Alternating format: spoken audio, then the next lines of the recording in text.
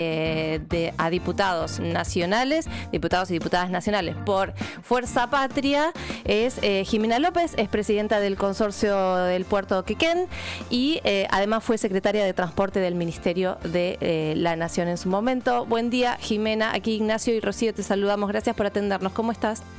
Hola, buenos días, Rocío, buenos días, Ignacio, ¿cómo están ustedes? Bien, muy bien. Con ganas de charlar un ratito con vos, bueno, justo en un día muy convulsionado, ¿no? Por todo lo que ocurrió ayer en el Congreso de la Nación. De la Nación, sí. Sí, y con esta cuestión de la separación de quien estaba al frente de la Andis, de Españuelo, luego de la filtración de esos audios que hablan de coimas. Bueno, en primer lugar te preguntamos cómo estás viendo toda esta situación, ¿no? A nivel nacional. En principio, a ver, yo no creo que nada de esto sea casual. Me parece que esto es un sistema que estaba armado desde el inicio que Españuelo llegó al cargo y desde lo emocional, como me decís vos, con mucha bronca, porque se lavan en moral todo el tiempo diciendo que son casi la pureza política, que hacen todo bien y en realidad... donde apretás sale pus, ¿viste? Y lo peor de todo es que se meten con los sectores más vulnerables, se meten con los jubilados, se meten con las personas con discapacidad, y realmente molesta, porque en el medio tenés personas que no acceden a tratamientos, que no acceden a pañales, que no acceden a prestaciones, porque más allá de todo el ruido y del horror de lo que escuchábamos en los audios del 8%, el 3%, como si fuese...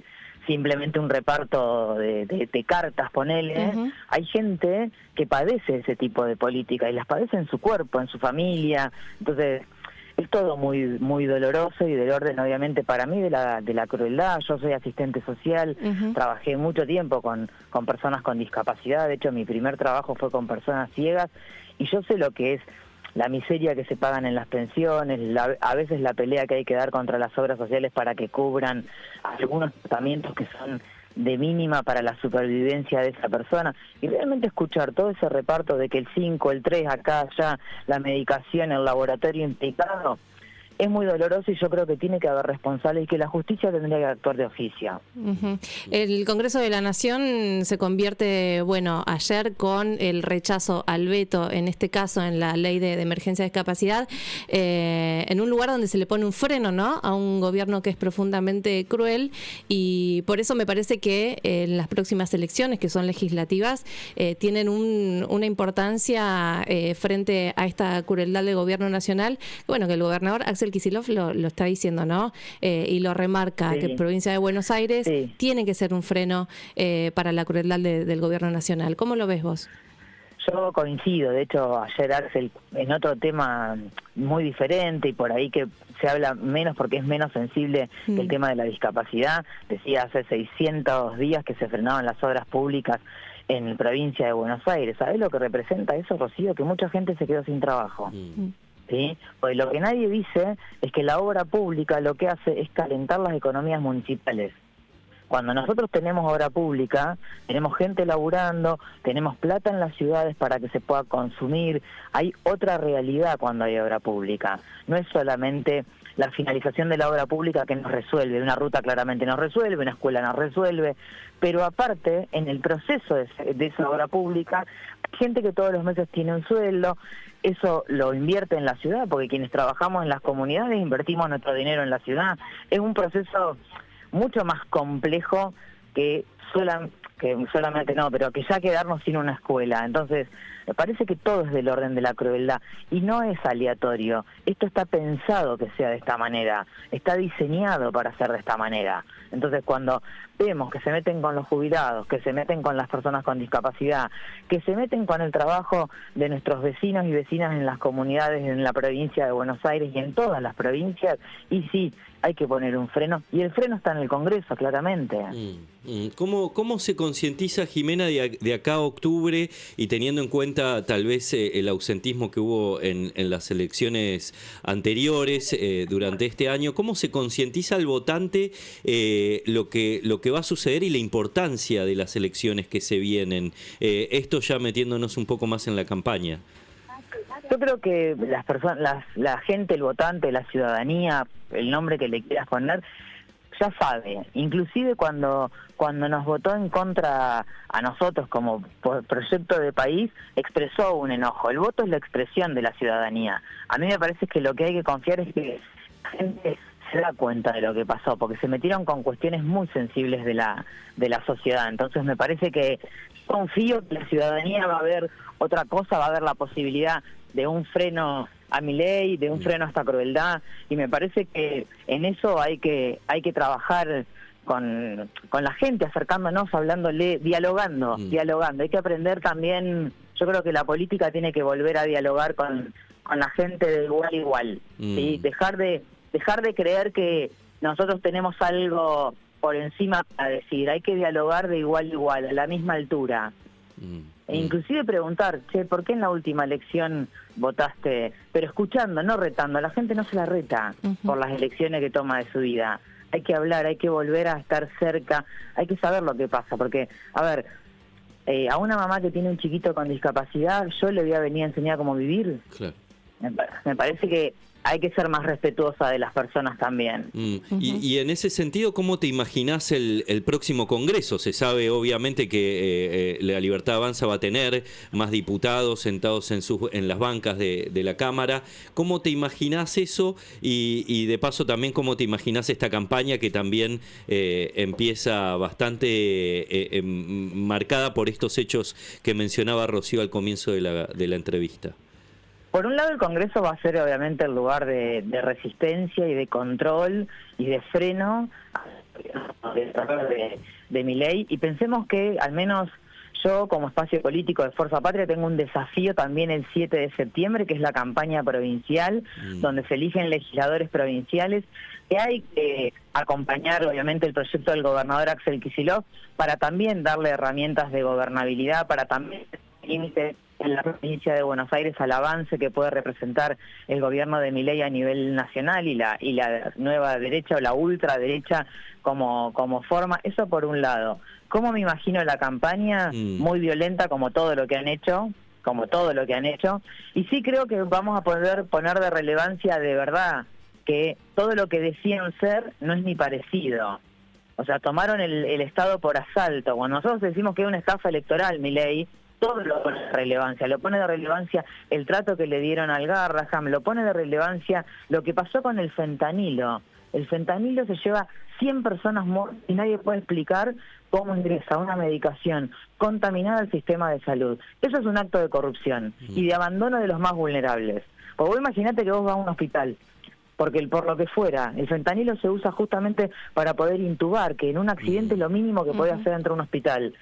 Te ponen fentanilo contaminado y vos entraste por un accidente que era salvable y terminás muerta. Sí, porque el Estado no hizo los controles que tenía que hacer y largó el fentanilo a los hospitales. Estamos rastreando la trazabilidad de todavía ampollas que no aparecen. No, estamos hablando del riesgo de vida de las personas, ¿no? Vos mencionás el fentanilo, también te quería preguntar, porque conocés bien del tema, la cuestión de transporte. En estos últimos días Sturzenegger desreguló y amplió las zonas en las que pueden circular camiones bitrenes, ¿no? Con todo lo que implica. Bueno, ayer lo escuchamos aquí en la radio a Martín Marinucci, que hablaba de otro riesgo más, ¿no? Que para la vida de las personas. ¿Cómo lo ves y cuál es ese riesgo? Primero que viste que en el eslogan de la desregulación la gente cuando hablan tan enroscado que claramente la letra chica, quienes no están en tema, porque no estamos todo el tiempo en todos los temas, pueden pasar por arriba algunas cosas. Primero que los bitrenes es muy complejo porque hay una relación peso-potencia en los camiones. Entonces, vos determinados camiones no pueden andar por todos los lugares porque revientan toda la traza urbana, toda la traza asfáltica, rompen todas las rutas y eso implica un riesgo en la siniestralidad. O sea, vos aumentás la cantidad de muertes que vos podés tener por accidente. Y aparte porque el transporte no está desregulado en ningún lugar del mundo, porque justamente es un tema a controlar, sobre todo los transportes de cargas, que cargan desde cereal hasta sustancias peligrosas. Entre las sustancias peligrosas que portan los camiones están los precursores de cocaína, porque no es solamente fertilizantes. Entonces hay que mirar muchísimo, con mucho detalle, qué es lo que se hace cuando se habla de la desregulación. Lo mismo pasó cuando desregularon los cielos. Abrieron los cielos para que volara cualquiera. Y cualquiera implica que también pueda volar cualquier cosa, que es lo que no estamos viendo. Que es lo que no estamos viendo. Cuando ayer Soria hace una cuestión de privilegio y habla de la narcopolítica, hay que poner foco en eso. Ojo, que la desregulación implica que ingresen economías ilegales. Bien. Estábamos, bueno, hoy hablábamos y repasábamos un poco los temas, ¿no? Y en donde estamos parece medio una película de terror, Jimena, y te pregunto eso, ¿no? En algún punto, si nos ponemos en esa perspectiva, parecería fácil el voto, ¿no? Hacia dónde vamos, o de un lugar o a otro, ¿no? ¿Cómo se ponen estas cosas en contraste para hablar a la ciudadanía sobre estos temas que son bien importantes, ¿no? Hablamos del fentanilo recién, que se llevó a casi 100 personas, ¿no? La vida de 100 personas. ¿Cómo se hace también para llegar a la gente en ese sentido, más allá obviamente de lo que decías del hablarle y el puerta a puerta? Yo creo que, a ver, yo creo en la vida cotidiana de las personas. Yo no hablo de cosas muy por encima de la vida cotidiana. La gente quiere tener una vida tranquila, quiere tener una vida segura, quiere llegar a fin de mes. Hay que hablarle de eso y hay que hablarle con mucho respeto. A ver, no nos olvidemos de algunas cuestiones. Yo de verdad creo en el respeto de las personas. Entonces, no podemos venir a decir, no, nosotros vamos a resolver todo. No. Hay que tener en claro que la corrupción está mal, que el Estado tiene que ser eficiente, que tenemos que resolver la vida y las necesidades de las personas y cumplirlo. Cuando llegamos al Congreso, en este caso, que son las legislativas, cumplir con proyectos de ley que tengan relación con la vida de las personas, poner un freno a la desregulación y hablar llano. La desregulación en un país genera consecuencias severas para vos, para mí, para tu hijo. Cortito. Tenemos que poder entender lo que está pasando, a la ciudadanía. Y pagás 2.300 mangos, un litro de leche en un país productor de leche y carne. Estamos realmente al horno. Hay una góndola que marca cómo está viviendo nuestra población y que tenemos que tener en claro. Yo voy a hacer las compras del supermercado, soy jefa de familia hace muchos años. Y vos, cuando compras carne, yo siempre digo lo mismo, yo menos mal que tengo uno solo. ¿Cómo hace la mamá que tiene 3 o 4 chicos? El famoso yogurcito, 2.200 pesos. Claro. Imposible. Jimena, bueno, realmente te agradecemos muchísimo por este diálogo, este tiempo de charla con nosotros y bueno, quedaremos para otro momento seguramente también. Bueno, muchas gracias, Rocío, muchas gracias, Ignacio, por llamarme. No, por favor, hasta la próxima. Jimena Hasta López, luego. hasta luego, es candidata, está en el segundo lugar en la lista de Fuerza Patria de candidatos y candidatas a diputados nacionales. Es la lista que que compite el 26 de octubre, ¿no? Exactamente. Y charlaba con nosotros, además. Tayana primero Tayana, ella y tercero Juan Grabois, y sigue la lista, después la repasaremos en algún momento. Además es funcionaria del gobierno de la provincia, presidenta en el consorcio de Puerto Quequén, y fue secretaria de Transporte en el Ministerio de Transporte de la Nación. 9 de la mañana, 13 minutitos, escuchamos una canción tanda y ya volvemos. Be careful!